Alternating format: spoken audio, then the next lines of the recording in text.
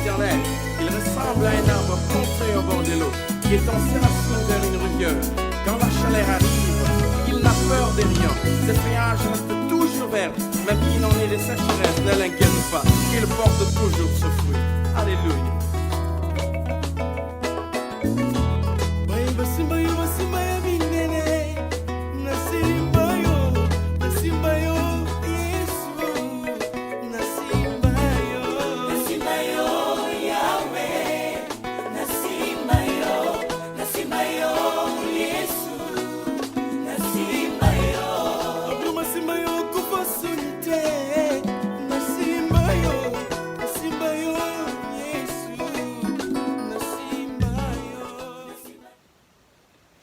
Amen, amen, amen, amen, amen.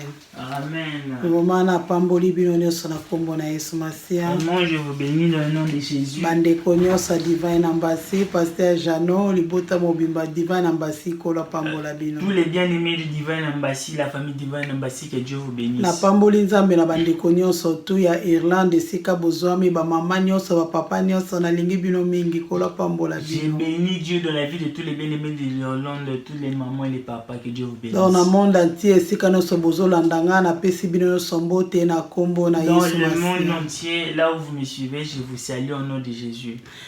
Na eko souhaiter ba condoléances na famille Luke Mobimba na famille femme Mobimba. Et je viens souhaiter mes condoléances dans la famille Luke et la famille femme. Dans libota na biso Mobimba, vraiment ba condoléances esika bozwami esika no so bozolela miteme ezoki tobungisi ya na biso ya mwasi ya Rosalie donc na Gabon. Bandeko nyonso tu obazolela biso nyonso tozolela vraiment nzambe ba consoler bino. En tout cas, tous ces gens-là qui pleurent dans la famille femme, que Dieu puisse nous consoler car on a perdu notre grande sœur de la famille. Et sali pasi mais musala oyo to sani ni musala kola pesa inga. Donc ça fait tellement trop mal, mais c'est le travail que Dieu m'a donné. Naza moumbu oba tindinga na oloba okola tindinga na sa. Et je suis un serviteur dans mon envoyé et je veux faire ce que la personne qui m'a envoyé de faire. Eloko moko te na mokili oyi kolongolanga bolingo na nzambe. Rien ne peut m'empêcher pour l'amour de Dieu. Ezala pasi, ezala minyoko, ezala kolela na kote le mapo eza ye moko muto akelanga abengi nga ye moko kozwa charge na ngai na famille na nga mobimba. Dans le bonheur ou dans le malheur, il n'y a rien à craindre car c'est Dieu qui m'a appelé, c'est lui qui va prendre charge. Esika na sobozwami ya Geoffroy, famille mobimba, famille Luke, famille femme mobimba esika na sotozali vraiment nzambe asimba mitema, nzambe apesa biso nyonso makasi. En tout cas, la famille Luke et la famille femme, là où vous êtes, que Dieu puisse vous soutenir. En tout cas, je ne sais pas qu'est-ce qui va m'empêcher de l'amour de Dieu et il va me priver de ne pas servir Dieu. Parce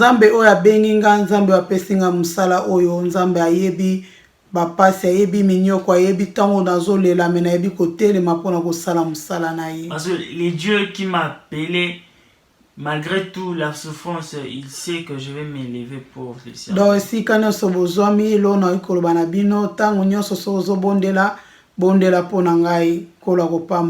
En tout cas, j'aimerais vous demander, partout là où vous êtes, si tu veux prier, n'oublie pas de me mettre aussi. Donc, bondela pour le ministère, oyo musala oya bana eza pasi. Mais bondela nzambe asunga kolo a fortifié ngai. Priez aussi pour ces ministères des enfants car c'est pas facile, c'est difficile, mais priez à Dieu que Dieu puisse m'aider. Kolo apambola bino na lingi bino mingi. Que Dieu vous bénisse, je vous aime énormément. Vraiment ba maman nyonso ba papa nyonso Irlande, skana so bozali bandeko nyonso balingaka souvent les enfants. Kolo apambola bino. En tout cas, toute la famille de l'Irlande, tous ces gens-là qui aiment l'émission Sauvons les enfants, que Dieu vous bénisse. Kobo sanate ko partager si ko zwami ndeko nanga ta mususu émission o esungi ote me mutu moko aza quelque part azana besoin ya lisungi ya boye po esunga epesa ekimia bana bazotungisa e soko partager émission o kolo akopambola yo. Du coup, n'oubliez pas, il y a plusieurs gens qui ont besoin de cette émission. Si vous le partagez, Dieu va vous bénir. Na pamboli nzambe na bomo ya papa Daniel Love Kolo apambola yo. Je bénis Dieu dans la vie de papa que Dieu. Vraiment nzambe apambola yo zo pesanga makasi mingi ya hotelema osaila nzambe. En tout cas que Dieu te bénisse parce que tu me donnes la force de servir Dieu. Sans plus tarder, to koti na programme na biso ya tongwa lelo. Sans plus tarder, nous allons entrer dans notre programme. To bonde na kombo na Yesu. Nous allons prier au nom de Jésus. Masia Yesu to eko tombola yo. Ya wenga na pamboli yo po yo lobi na circonstance nyonso to ba ko élever. Amen. Tango libota na ngezo lela, tango esika nyonso baza bazo lela, kolo biso to eko tombola yo na eko sala musala obenga ngai. Amen. Tika molimo na yo ekamba biso. Amen. Ya wenga na kita yo omata yo za lever pour le kumezonge pai na yo. Amen. Tia maloba na kati na ngai maloba o ekopesa bomo ina kati na mabota. Amen. Esika ba para moko bazo lela to bana moko bazo tungisa baboti nzambe yo orienté bango po yo za mokonzi. Molimo mosanto uzwa esika lokumu ezonge pai na nzambe oza mokonzi po bix na biso to bondeli. Amen, amen, amen, amen, amen. Amen. Maman Jola ekobeta na bandaku na bino. Maman je l'ai venu frapper à vos Maman Jola ekobeta na ba porte na bino. Maman je l'ai venu frapper à vos portes. Alobi sauve les enfants. Et elle a dit sauvons les enfants. Tika kolo apambola Que Dieu bino. vous bénisse. Frère Dan soko tangela biso makomi na Nzambe. Na Genèse chapitre 25 verset 21 à 26. Genèse chapitre 25 verset 21 à 26, j'ai lu au nom de Jésus. Amen. Isaac implora l'Éternel pour sa femme. Isaac abondelaki Nzambe pona mwasi na ye. Car elle était stérile. Po mwasi wana azalaki ekomba. Et l'Éternel l'exauça. Pe Nzambe ayokaki ye. Rebecca, sa femme, devint enceinte. Rebecca akoma azwaki mokumba. Les enfants se heurtaient dans son sein. Bana babandaki kobunda na kati na libumu ya Rebecca. Et elle dit, Pe ya lobi. s'il y en a ici, Abisoki ezaka pona boye. pourquoi suis-je enceinte? Pona nini na memi mokumba oyo. Elle alla consulter l'Éternel. Ake koluka Nzambe. Et l'Éternel lui dit, E Nzambe alobi na ye boye. 2 nations sont dans ton ventre. Alobi ba nation mibale baza na kati ya libumu na Et yo. 2 peuples se sépareront. Abi libota mibale eza na kati na o bakokabwana. Sorti de tes entrailles. Tango bango bakobima na libumu na Aucun yo. de ces peuples sera plus fort que l'autre. Mosusu akozala makasi koleka muninga. Et le plus grand sera assujetti au plus petit. Oya mukolo akongumba mela oya mukie. Les jours où elle devait accoucher Mokolo esengelaki abota. s'accomplirent et voici il y avait 2 jumeaux dans son ventre. Ekokisamaki ezalaki na bana mibale ya mibali na kati na Le ye. premier sortit entièrement roux, Mwa oyo ya liboso abotamaki vraiment nzoto ne tondaki na bapoil. comme un manteau de poil. Donc nzoto ne tondaki na bapoil onde mutalati kazaka eza na bapoil. Et on lui donna le nom d'Ésaü. Bapesaki ekombo Esaü. Ensuite sortit son frère, Et puis na sima ndeko na ekobima. dont la main tenait le talon d'Ésaü. Dans loboko na ye esimbaki na talon ya Esaü. Et on lui donna le nom de Jacob. Bapesaki ekombo ya Jacob. Isaac était âgé de 60 ans lorsqu'ils naquirent. Isaac azalaki na 60 ans tango abotaki bana o. Bible ezoloba na biso boye. Ici la Bible nous dit, Balobi ezalaki na ndeko moko kombo na ezalaki Isaac. il y avait un frère qui était Isaac Azalaki na mwasi na ye. et il avait sa femme. Babi mwasi wana banda obota te. On a dit cette femme était stérile. Mais Isaac abondelaki Mais Nzambe. Isaac avait consulté Dieu. Aya abondeli Nzambe, Nzambe a permettre que Rebecca akoma na Et mokumba. quand elle a invoqué Dieu et Dieu a permis que Rebecca Tango Rebecca akomi na mokumba, et quand Rebecca était enceinte libumu na kati bandai bana babandai ko bunda na makasi na kati ya libumu. et les enfants se battaient à chaque fois dans son Tellement pas selekaki. tellement elle avait trop la douleur. Abandi kolela lobi omweko naza na zemi teke naza na zemi obana bazo bunda na kati na ngai. Et elle a dit au moins que je ne puisse pas être enceinte, d'être en grossesse dont des enfants se battent. Tango pas selekelaki. Et quand la douleur était tellement forte, Akende ko lukelongi na et elle a Nzambe. consulté Et l'Éternel. Bible lobi boye. Et la Bible nous dit ceci. Kola lobi na ye. Et Dieu lui a dit, Mabota mibale eza na et kati il y na a yo. 2 nations Et puis tant moye kobota. Et quand il a enfanté. Aye kobota bana mi bala mi il a enfanté 2 garçons. Aboti Esaü na Jacob. Et c'était Esaü et Jacob. Tant aboti bana wana. Et quand il a enfanté. Bible lobi mwana oya mukie. Et la Bible nous dit le petit. Akangi muninga na talon. Et il a tenu l'autre dans le talon. Nzambe na lobaki na Rebecca bo. Dieu avait dit à Rebecca. Abi mwana oya mukie. Cet enfant qui est ako dominer likolo oya mukolo. Et il dominera sur les grands. Bien aimé Rebecca vision wana Nzamba pesa ki. Bien aimé cette vision Dieu avait donné à Rebecca. Abosana ki angote. Il n'avait pas oublié cela. Malgré azaki stérile. Malgré était stérile. Azubana mibale ya mibali. Et il a pris 2 enfants. Mais abosana ki te o Nzamba lobaka na etangu bana wana bazaka na zemi. Elle n'avait pas oublié ce que Dieu avait dit quand ses enfants étaient dans le ventre. Okoya komona na sekuna. Et tu verras juste en bas. Jacob azaki ne moto kimia ya ofanda na ndako. Jacob était trop calme, il restait à la maison. Mais Esaü nda bandai ko bimaka azokende osala ba jibie na yazozonga. Mais Esaü lui il était chasseur. Donc ata papa ayebaki ke mwana nanga Esaü alinga misuni ye mtasala makambo akenda ko boma banyama yaka nango. Et même son père il connaissait que Esaü lui il aime trop la viande, donc il est chasseur. Mais pour moi, makambo Nzamba lobaki ekokisamaka na vie bato. Mais pour voir que tout ce que Dieu dit, ça se réalise toujours. Frère Dan soko tanga la biso na sena à partir à verset 17. Quand on a 25 wana. Genèse chapitre 25 de 27 à 34, je lis au nom de Jésus. Amen. Ces enfants grandirent. Bana oyo bakoli. Esaü devint un habit chasseur, un homme de champ. Esaü akomaki mutu ya koboma banyama mutabilanga mutamisala makasi. Mais Jacob fut un homme tranquille qui restait sous les tentes. Jacob azalaki mutu moko ya kimia fanda na ye na ndako. Isaac aimait Esaü parce qu'il mangeait du gibier. Isaac alingaki Esaü mingi po abandai kolia banyama o Esaü abandai koyana.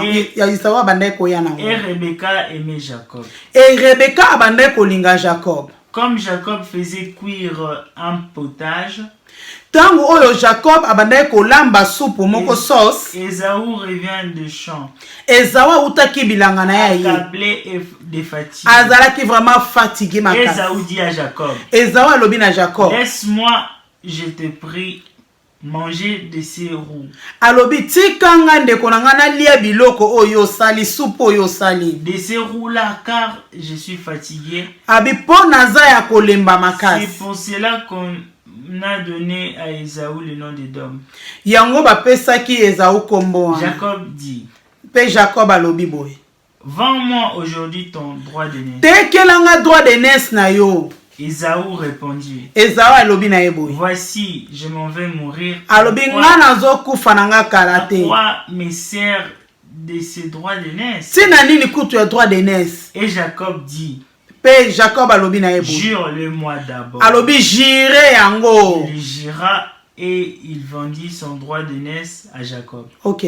Alobi a jire yango pe atekaki droit d'aînesse na ye pa ya Jacob. So na linga to tanga to kitana se.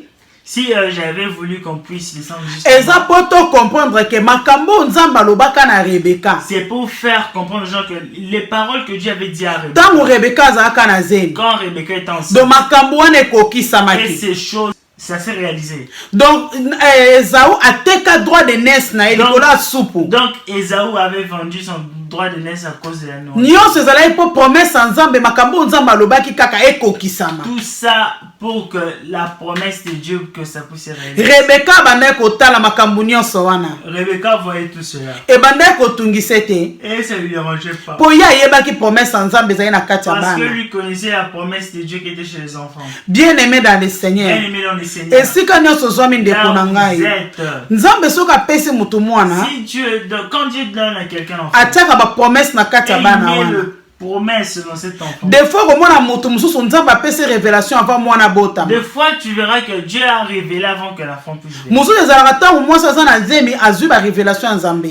L'autre c'est quand la femme est enceinte et il a des révélations. Mususu pe ezalaka tango mwana botami azwi ba révélation, maman azwi révélation to mutu azwi révélation ya bana ya Nzambe. Et les autres quand l'enfant est né et directement La maman a des révélations. Mosusu pe zali tango mwana zokola ba parents tango bazota ba parents bazobondela nzambe bayebaka ke mwana étoile na ye ezabo mwana ikozala mutu boya ikozala mutu mne na lingi classe to alingi nini eyebanaka déjà. Et les autres, ça arrive quand déjà l'enfant commence à grandir et ils vont vite comprendre l'appel de l'enfant. Donc Rebecca ya bosanaka te makambo nzamba lobaka. Donc Rebecca n'avait pas oublié ce que Dieu avait dit. Yango moni tango Isaac alinga kufa. C'est pour cela quand Isaac voulait mourir. Alobi ne abenge Esaü. Et il a appelé Esaü. Abi lambelanga na lia pona pambola yo. Prépare pour moi pour que je puisse. Rebecca tango ayoki yango. Et Rebecca quand elle a écouté. Akio ebisa Jacob. Et elle a dit. Abi yo fande wa papa nozo lingo pambola ndeko na yo. Et il a dit toi tu es assise ici, ton père veut bénir ton. Batindi akende ko luka nyama na zamba mengana zana nyama awa bimisa yango to lamba to servir yali apambola. Il a envoyé d'aller chercher la viande dans la forêt, mais moi j'ai les viandes ici, laisse qu'on puisse préparer. Bien aimé, attends, na biso eza mukuse mais si kosomi na ndako yuko tanga verset wana mobimba. Bien, mais notre temps est tellement peu, mais là où tu es, tu peux regarder. On voit que même dans Genèse 27, yuko tanga ni chapitre mobimba kokuta masolo na zolo basi. Dans Genèse 25 là, tu peux lire tous les chapitres. Maman nanga likambo na kati ya lisolo. Et notre grand problème dans cette eza état d'esprit à Rebecca. L'état d'esprit de Rebecca. Na ekoloba na mama moko azoyoka ngai. Dire à une maman. Nzamba wiko pambola pesi o mabota. Dieu peut te bénir et te donner des enfants. Kobosa na kate. Mais n'oublie jamais. Makambo nzamba lobaki na yo. Que Dieu a dit à tango yo zaki na mokumba. Quand tu étais enceinte. To tango yo botaki. Et quand tu as enfanté. To avant zo mokumba. Soit avant que. Donc ce que ça makambo nzamba lobaki na yo. S'il y avait des choses que Dieu t'avait dit. Bien aimé esengo ya bande longola yo te bossa na makambo nzamba lobaki. Bien aimé la joie d'avoir des enfants que ça ne puisse pas te faire oublier. Parce que les choses de Dieu, ça ne passe pas. Maman zawana za muta ozala distraite. La maman elle a pas droit d'être distraite. Ozawana oza pour veiller, oyo ba makambo nini ezoleka. Elle est là pour veiller, pour savoir qu'est-ce qui se passe. Yango moni na mission na biso sauver les enfants. C'est pour cela que tu veux dans notre émission sauver les enfants. Tolobaka maman ndenga zawana. Et on dit toujours maman quand elle est aza mama o alalaka lisu moko akofungwa mamususu akokanga. Et c'est une personne qui dort un œil ouvert. Donc pour azolande la situation évolution nyoso makambo ezoleka na ndako na kokola ya bana. Il voit toutes les situations, tout ce qui se passe à la maison, l'évolution des enfants. Okozala te oza mama oza trop distrait. Et tu ne veux pas être une maman qui est trop distraite. Que oza na oka na ba réseaux sociaux otala ba makambo eza édifiante. Tu es toujours dans les réseaux sociaux, tu regardes les choses qui n'est pas édifiantes. Nzamba pesi yo bana wana. Et Dieu t'a donné ses enfants. Po yo veiller likolo na bango. Toi tu puisses veiller sur. Po yo zongi sabango na nzela. Pour que tu puisses leur faire revenir dans le droit chemin. Et tant que famille. Papa est chef de famille. Papa est le chef de la mais famille. Maman zawana. Mais la maman est là. Maman zawana pour abattre la famille. Maman est là pour protéger la famille. Donc azo battre la na papa na bana. Elle protège le père et les enfants. N'école bana maman moko azokanga. Lelo bana bazokola. Aujourd'hui les enfants. Omoni bana bakoli. Et tu as vu les enfants. Obosani ndengo zwaki mwana wana. Tu as oublié la façon dont tu as vu cet enfant. Obosani bakolela nyoso bandai kolela. Tu as oublié tes douleurs. Ozokipe lisusu te. Et tu t'en fous. Okomi trop distrait kosombela mwana ba jouer cher. Et tu es trop distraite à acheter des jouets trop chers. Soki mwana za besoin de football, yo na meme na football. Et si l'enfant a besoin de football, directement tu l'amènes. Atako tout mwana na carrière na ye na vision na ye ezalaki te ke mukolo moko za footballeur, mais lokola maman za na besoin mwana za la footballeur to papa amemi mwana na entraînement mwana akozanga entraînement te. Et tu verras même l'enfant il avait ça.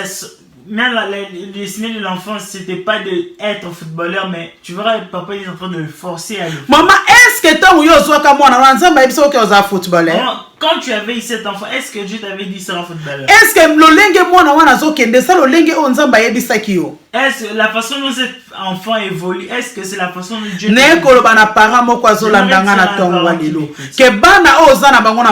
ces enfants dont tu as notre vie à côté de ces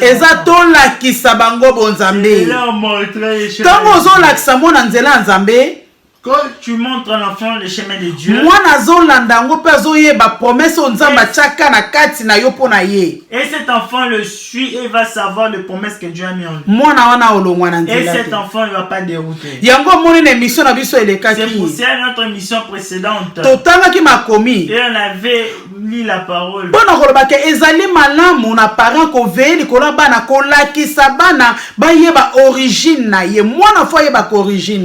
Pour dire aux parents que les enfants doivent savoir leur origine. Maman, bien parent c'est tellement bien que l'enfant puisse parler. Mais la plus important que l'enfant puisse connaître son origine. Parce que l'enfant aussi connaît son origine. S'il connaît les promesses que Dieu t'a fait pour lui. Et il sera attentif à tout ce que tu vas lui dire. Pour avoir ce que Dieu l'avait promis.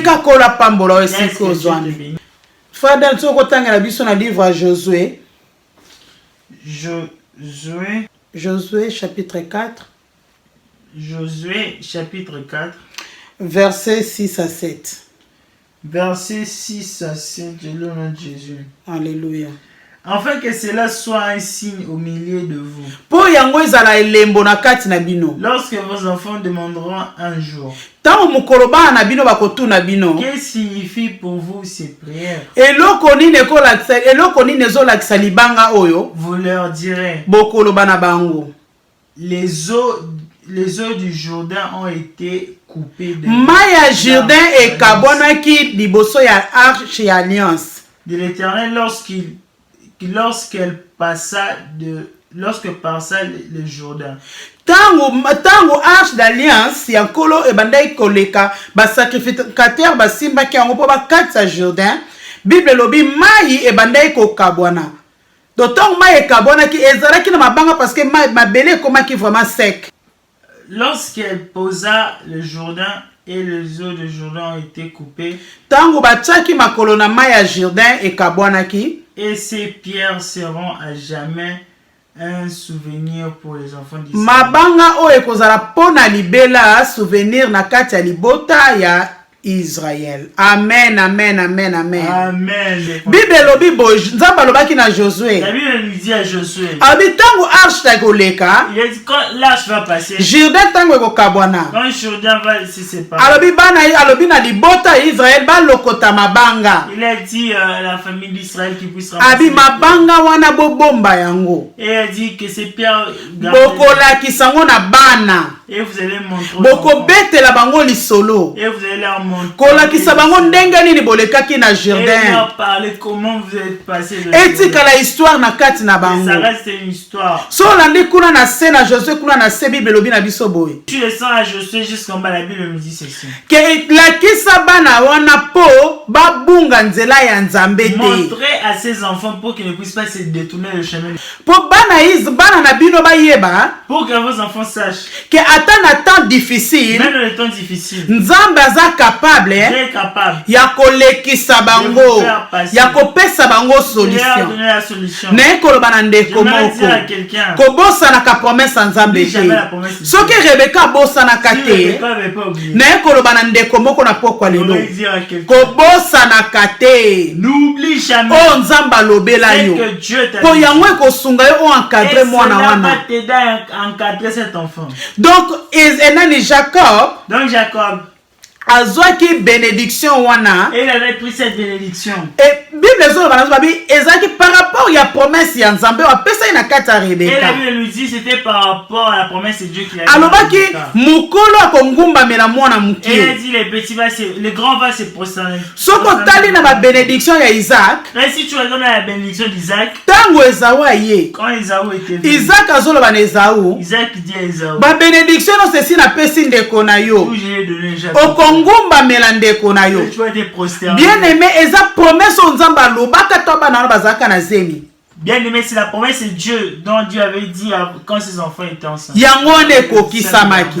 C'est ça ce qui était accompli. Ndeko nange siko Bien aimé là où tu te trouves. Mwana wana ozana ya zana lipamboli ya Nzambe. L'enfant dont tu as il a une pour réussir. Pour qu'il puisse réussir. Et sengeli yo okanga makambo nzamba loba na yo. Tu ne dois pas oublier ce que Dieu et non comment que bungisa yo te. Rien ne puisse te faire oublier. Bien-aimé dans le Seigneur. Bien-aimé dans le Seigneur. Bato bayaka pembeni ya bana. Tous ces gens qui viennent tout près. Na sauvons les enfants to lobaka bo. Sauvons les enfants. Et sengeli na parent. Et il faut que le parent aye baba ninga ya bana na ye. Puisse connaître les. Pour ce que yebi ba batambola na bana na yo te. Parce que si tu ne connais pas les personnes qui marchent avec tes enfants, peut-être c'est ceux-là qui sont des gangsters. Peut-être c'est ceux-là qui vendent la cocaïne. Parce que tu ne leur connais pas. Plus que s'attache à l'enfant. Puisse leur enlever les cheveux. Bible Jacob azaki mono afanda ananda.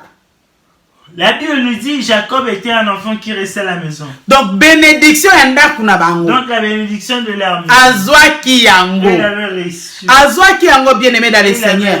Mwana oyo zana ye. Cet enfant dont tu es. Nalobi na eloko motuya oyo ko pesa na mwana wana. La chose spéciale que tu as donné à l'enfant. Eza kotlakisa mwana wana nzela nzambe. Montrer les chemins de Dieu. Potangwa kozwa bénédiction ya nzambe. Il aura la bénédiction de Dieu. Abungisa yango te. Tangu ya kokola. Quand il sera grand. Atombokela yo te.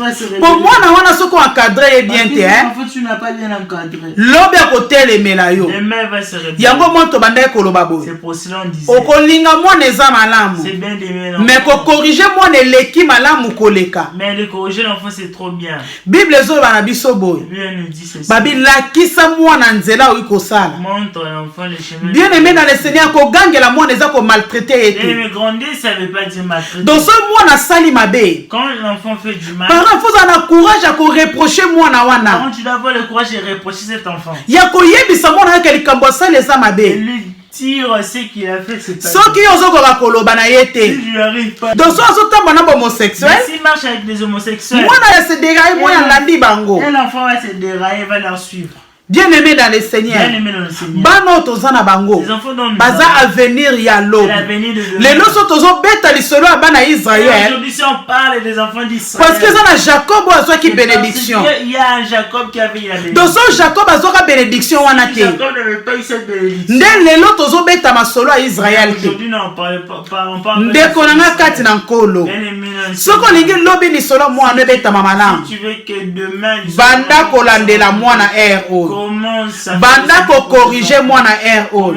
Bible zo bana biso Josué alobi na bana Israël. La Bible dit Josué a dit les enfants d'Israël. Alobi nzamba alobi bo garder libanga o. Il a dit que Dieu a dit garder ces bola kisango na bana. Montrez-les aux enfants. Elei kolobane. Ça veut dire c'est très important bana ba origine na ba. C'est vraiment trop important que les enfants surtout les lo bana bazo bota na mboka ba paya. Surtout aujourd'hui les enfants c'est né sur l'étranger. C'est très important bien aimé. Moi na ayebe sika ya uta.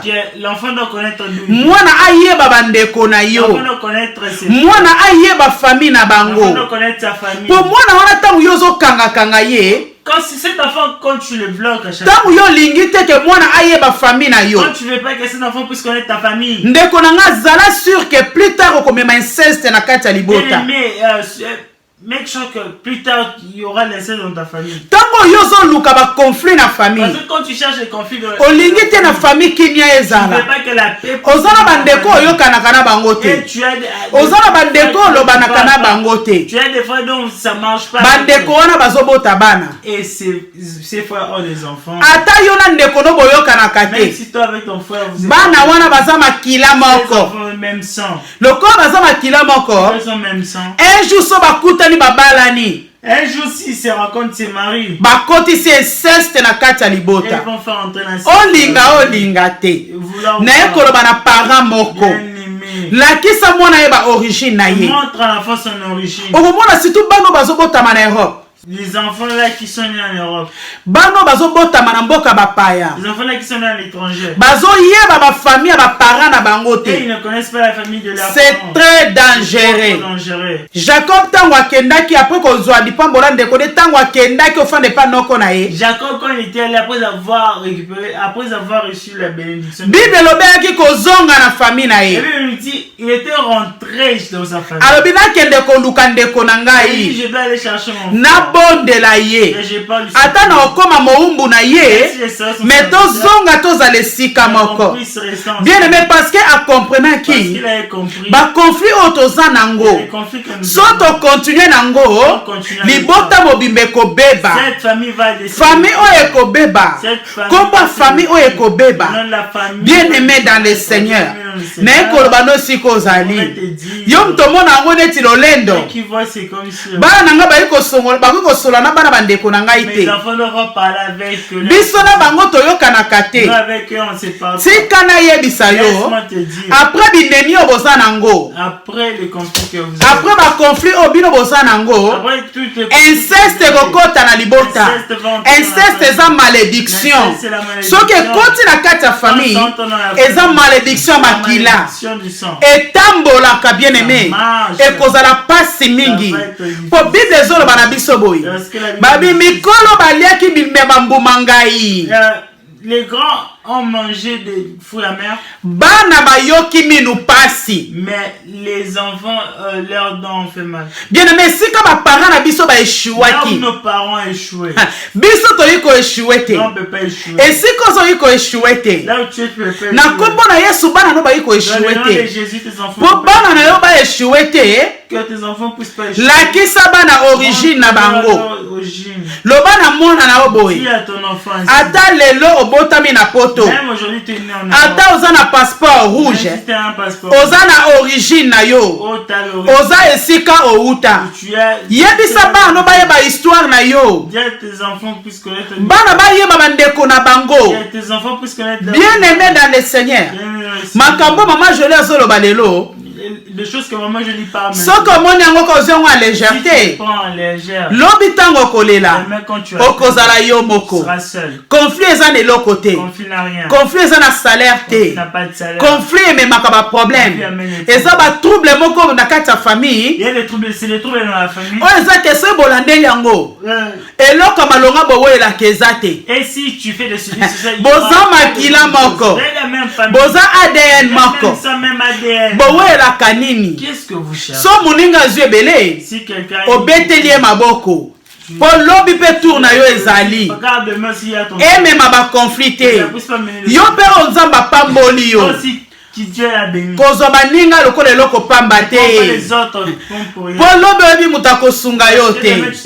Na vite se complétaka. Na ekoloba na ndeko moko. J'aimerais dire à quelqu'un que famille est très important. La famille est trop importante. Famille est la soudée. La famille est ata boza musika pona ko épargner bana na ba danger. Épargner les enfants. Pona ba mango bozo lia lelo. Pour que les mango. Lobi bana mine yo kangaite. Na ekolo barande ko moko azolandanga. Faute de temps. Mais kola pambola yo. Dieu vous bénisse. Et si ka ozomi bien aimé. La kisa mwana origine na ye. La kisa mwana ba promesse nzamba lobaki na yo. Pour permettre mwana wana azonga na nzela. Ça puisse permettre cet enfant de revenir. La kisa mwana wana makambo ya bonzambe. Les choses de Dieu. Yebisa mwana. Dis à l'enfant. Fandisa bana solisa bango. Bayeba origine na bango. Lelo mama je la ekoloba na yo. Mama je la ekobeta na porte na yo. Alobe iko pesa mwana ba cadeau nyonso lingi. Ko bossa na koyebisa mwana origine na yete. Pas de dire à l'enfant l'origine. Pesa mwana ba cadeau nyonso oyo lingi. Donne à l'enfant tous les cadeaux. Ko bossa na koyebisa mwana origine na yete. Po lobi mabeko tate. Demain le mal puisse parler. Na lingi siko zomi to bondela. J'aimerais que là. Po za ba famille belé baza na ba conflit. Il y a plusieurs familles qui ont de conflits. Na lingi to bondela Nzambe. J'aimerais qu'on puisse prier à Dieu. To bondeli na kombo na Yesu Masia. Yawe biso to ekopambola yo. Esika bandeko nanga nyonso o bazwami yawe o bango bawolela na famille na bango yo yebi mais libondeli na biso na tongo ya lelo ezali ete Nzambe yo simba bango baye bakomi kitisa bayokana po basangana bakoma eloko moko parce que union fait la force au mon roi yawe tango yo sangisi bango esika moko et ko empêcher inceste to mabe ekota na kati ya libota yesu totiki bango na saloboko na yo molimo bosantu yo kamba bango lokumu ezonge pai na nzambe oza mokonji po mobikisi na biso yawe tolobi merci pour na temps o yawe tolobi merci pour na ndeko nyonso oyo ayoki biso tika esika nyonso azali kolo apambola bango na kombo na Kriste oza mokonji na biso to bondeli amen amen amen amen amen mama jola eko beta na ba porte na bino mama jola eko beta na bandaku na bino alobi sauve les enfants tika kolo apambola bino esilite kolo amona yo merci bye. Quand la chaleur arrive, il n'a peur de rien. Ses péages restent toujours verts, même qu'il en est des sécheresses, ne l'inquiète pas, il porte toujours ce fruit. Alléluia.